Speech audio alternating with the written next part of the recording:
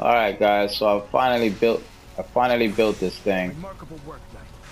The signal interceptor appears to be complete. Are you ready to put it to the test?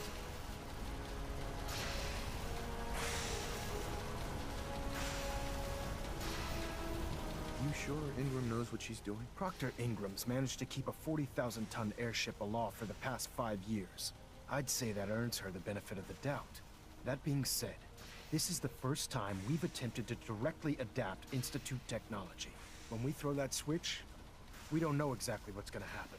God willing, you'll end up inside the Institute, and the mission can continue.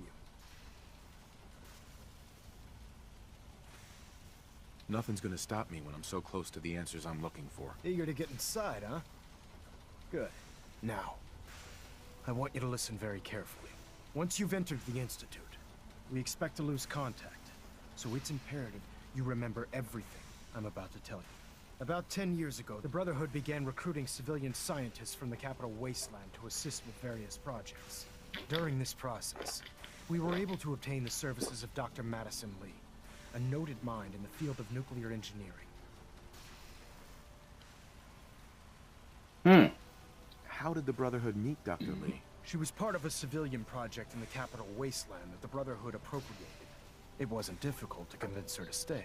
That said, Dr. Lee's contributions to our cause were instrumental in maintaining order in the capital wasteland. After some time, she developed differences with the Brotherhood and exiled herself to the Commonwealth. We're fairly certain that her intent was to make contact with the Institute.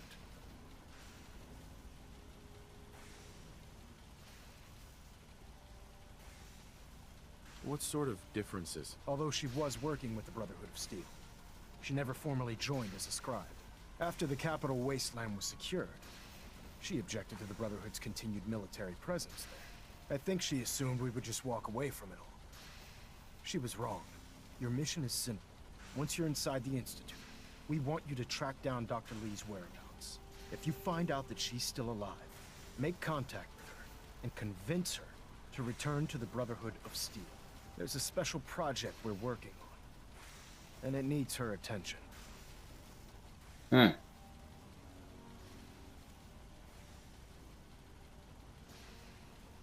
Consider it done, Elder. Very good. Very good. Listen to me, Knight. I'm well aware that you're risking your life going into the Institute blind. Just keep your mind on the mission, and don't let anything they say sway you from your duty. Good luck. There we go, man. We're going in. We're about to make it happen. I've checked and rechecked everything. I think the signal interceptor's ready to go. Are you? Let's do this. All right. Head up onto the platform and we'll see if I can find a signal to lock onto. Pull yourself together and get up onto that platform. I'm in here, Ingram. Teleport me. Ready to do this. You have your assignment, soldier. Move out. I'm trying. Let's Not letting see. me move. Relays dialed in. Beam emitters warmed up. Everything looks green. Let me start scanning for the signal. Cross your fingers. I'm inputting the code now. Wow, there's a heck of a lot of interference and ghosting. It's gonna take a minute or two to lock in. By the way, this little trip you're taking is a heck of an opportunity to find out as much as we can about the Institute and what they're up to. I put a clever little program on this holotape that'll scan their network and download anything it finds. If you place it in any terminal down there, it'll do the rest. Bring it back to me and I'll see if I can make sense of whatever it found. Well, well, looks like we have a winner. RF wave capture complete. Ramping the emitter. 60%, 80%. Emitter spiking but steady. All that's left is to throw the transmit switch. Transmitting in 3, 2, 1. Stay safe, soldier. It's going down. It is your boy Uptown 2525 in the building, making it happen for the Brotherhood. Since they say I need to do some convincing here. Now that I've reached this part, let's go with charisma, right, guys? Let's go with that perk. I'm thinking it'll probably be in handy.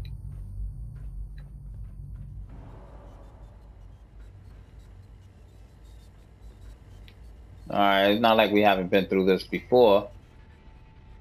Just double checking stuff, you know what I mean? Hello. I should have broke down some things. You're quite resourceful. I'm known as Father. The Institute is under my guidance. I know why you're here.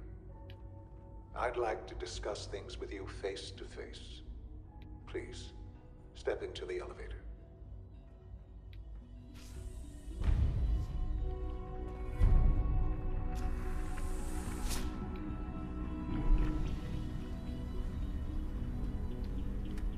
I can only imagine what you've heard, what you think of us.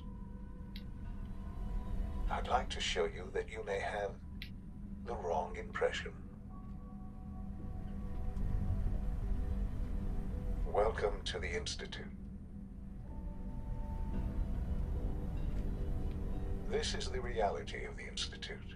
This place, these people, the work we do. For over 100 years, we've dedicated ourselves to humanity's survival. Decades of research, countless experiments and trials, a shared vision of how science can help shape the future. It has never been easy, and our actions are often misinterpreted by those above ground. Someday, perhaps, we can show them what we've accomplished. But for now, we must remain underground. There's too much at stake here to risk it all. As you've seen, things above are unstable. I'd like to talk to you about what we can do for everyone. But that can wait. You are here for a specific, very personal reason. You are here for your son.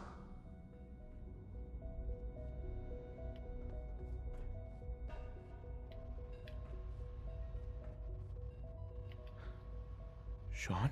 Huh? Yes, I'm Sean.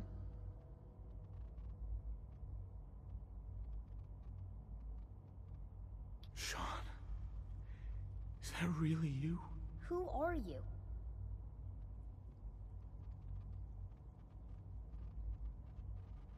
Sean, it's me. I'm your dad. Father, what's going on? What's happening?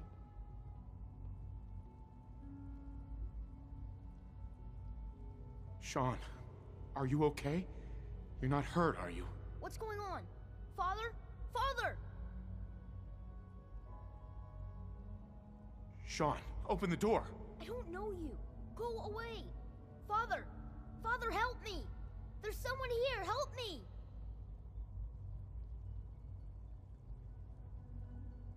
Damn it. Sean, open the door! Father? Father, help me! He's trying to take me! Father? Father, help me! Sean. S923, recall code Cirrus. Fascinating, but disappointing. The child's responses were not at all what I anticipated. He's a prototype, you understand. We're only just now beginning to explore the effects of extreme emotional stimuli. Please try and keep an open mind. I recognize that you are emotional, and that your journey here has been fraught with challenges. Let's start anew. I am Father. Welcome to the Institute.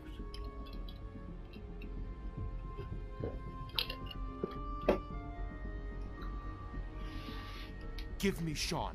The real Sean. Right now! I know. I know.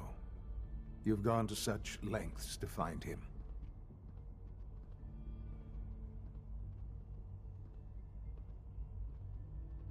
I'll make this very simple. Where is my son? He's here, in the Institute. Closer than you think. But I need you to realize that this situation is far more complicated than you could have imagined. You have traveled very far, and suffered a great deal to find your son.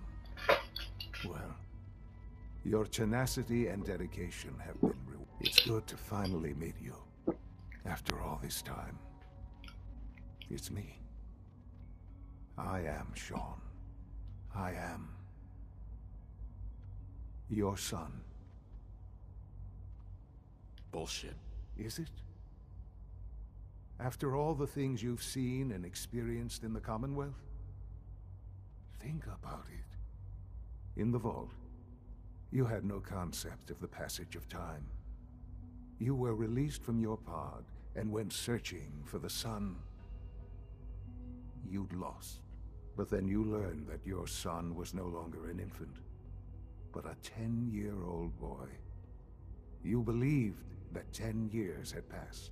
Is it really so hard to accept that it was not 10, but 60 years? That is the reality. And here I am, raised by the Institute, and now its leader. They stole you. Kidnapped you. Wasn't right. Right, wrong, irrelevant. It was necessary. The Institute believed humanity's future depended on it. At that time, the year 2227, the Institute had made great strides in synth production.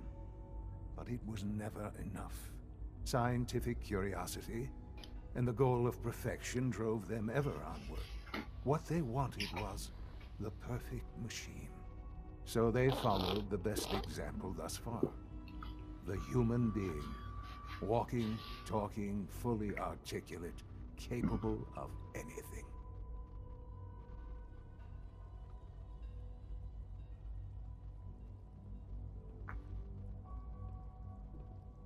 Human synths? Really? Human-like synths. A great distinction. The Institute endeavored to create synthetic organics. The most logical starting point, of course, was human DNA. Plenty of that was available, of course. But it had all become corrupted. In this wasteland, radiation affected everyone. Even in their attempts to shield themselves from the world above, members of the Institute had been exposed. Another source was necessary. But then the Institute found me, after discovering records from Vault 111. An infant, frozen in time, protected from the radiation-induced mutations that had crept into every other human cell in the Commonwealth. I was exactly what they needed. And so it was my DNA that became the basis of the synthetic organics used to create every human-like synth you see today. I am their father. Through science, we are family. The synths, me, and you.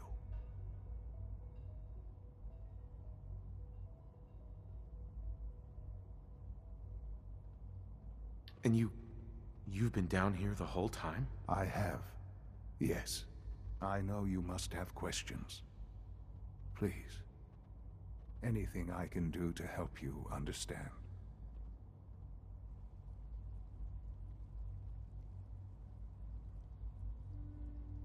Kellogg. He worked for you? Kellogg. He was an Institute asset long before I arrived here. It wasn't until I became director that I learned of all the things he'd done. What kind of man he was. You knew the man was a psychopath, but you used him anyway? I don't expect you to understand or agree with the decision. The Institute took advantage of Kellogg's vicious nature. I will freely admit that. Institute technology prolonged his life, and his usefulness far beyond any normal human lifespan. He never failed